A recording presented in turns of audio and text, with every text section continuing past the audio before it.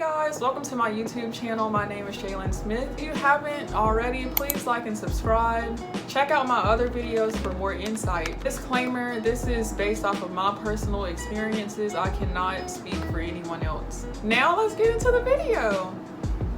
The process to become a qualified Loadmaster seems like a very complex process. It's actually not as complicated as it may seem. To begin the process, you're going to talk to your local Air Force recruiter.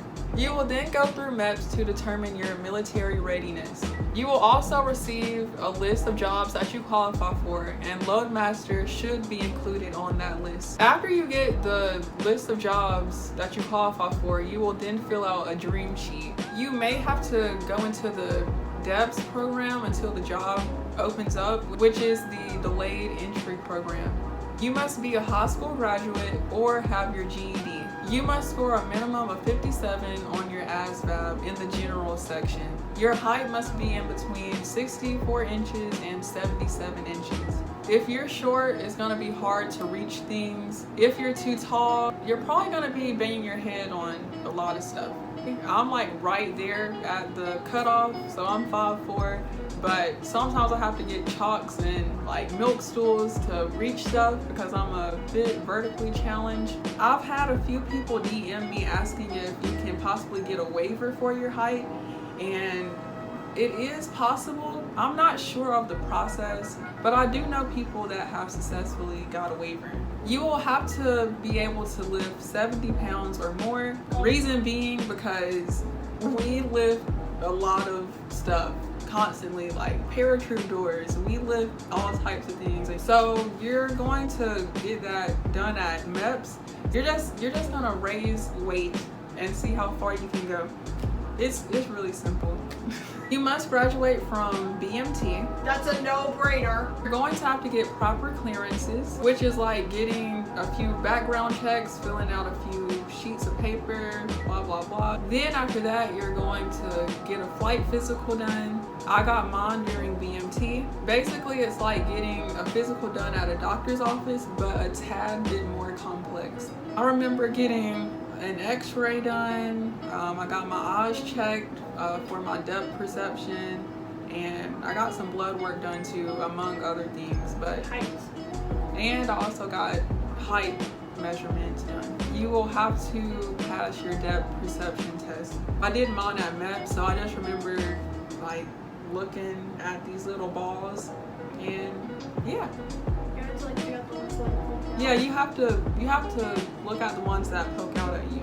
It was really interesting. So after I got my flight physical done and all of that stuff, I finally got to tech school. Once I got to tech school, I had to complete the aircrew fundies course as well as the BLM course to receive my aircrew wings. Aircrew wings show that you are an aviator. During the BLM course, if you are active duty, you will find out where you're going to be stationed at and what aircraft you're going to be on. This does not apply to Guard and Reserve because they know this before they even get to tech school. You will fill out a dream sheet, which I will go into more detail in a later video. In a few days or weeks, your instructor will inform the class where everybody is going to be stationed and where their first duty base is. Depending on how your dates are scheduled, you will go through the pipeline way, which is you'll go to survival training first and then LIQ, your Loadmaster initial qual, or you will reverse pipeline and go to LIQ first and then to survival training.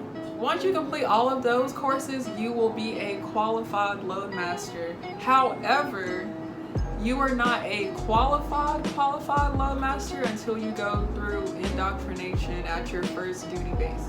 Indoc, simply put, is on-the-job training. So for example, once I finish LIQ, I will go to my first duty base and I will fly with experienced Loadmasters until I check everything off to become a qualified Loadmaster and do my job independently. Indoc is different from base to base. After Indoc, you are officially a qualified Loadmaster in the Air Force. All in all, it's longer than most other tech schools in the Air Force. I hope you learned something from this video or got a better understanding of what to expect. If you need more clarity, feel free to contact me on my social media platforms listed in my description box or comment your questions below. Again, if you haven't already, subscribe and leave a thumbs up, and I will see you guys in the next video. Woo!